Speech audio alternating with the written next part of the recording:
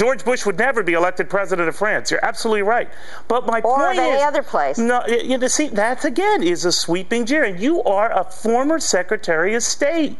Well, I just think that kind of language, ma'am, is unfair. For someone who once handled foreign policy for this country to now come back and piss on someone who's trying to handle foreign policy today. What I'm doing, Neil, is writing a book explaining the difficulty of the situation that the next president will face. I do think, and I hope you would admit, that there are a lot of crises out there that the next president is going to have to handle.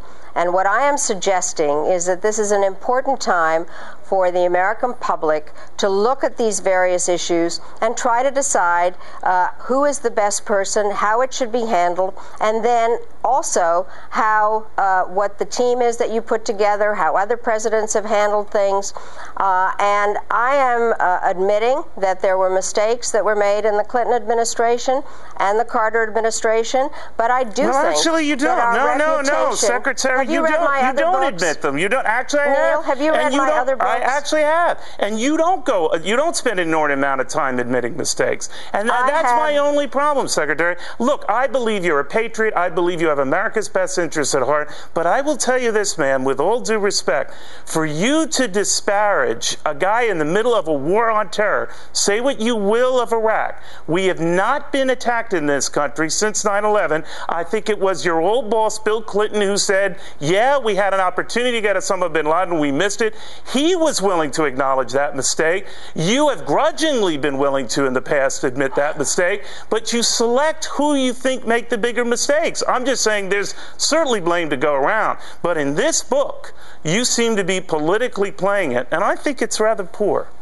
Well, I guess what? I think you've made my book much more interesting to a lot of viewers, and they will have to judge whether I have done what you say. I'll tell you, Secretary, I urge them to read it. I do urge them to read it, and it's why I'm having you on. But I do think, as someone who respects your work in the past, that you have been grossly unfair. And as someone who is in a position of power and one of our most influential spokespeople on foreign policy, to criticize a commander-in-chief in the foreign policy in turn, in the middle of a war,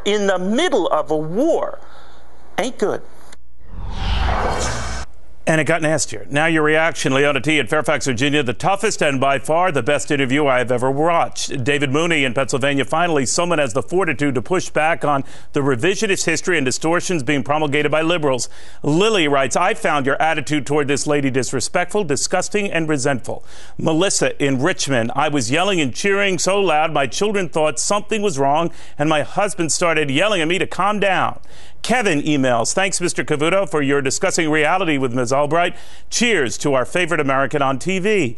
Alan via SBC Global, Neil, God bless you for bringing out the truth of the damage Albright has done. You brought her back every time she tried to distort history to her favor and brought out the harm she does to our country when we are at war. Fred in Florida, your loud and offensive behavior in this interview is not the same Neil Cavuto I've come to know and respect. I believe your viewers and Ms. Albright deserve more respect. B. Butler in Kansas, Neil, your interview with the Madam Secretary was right on. She won't be back.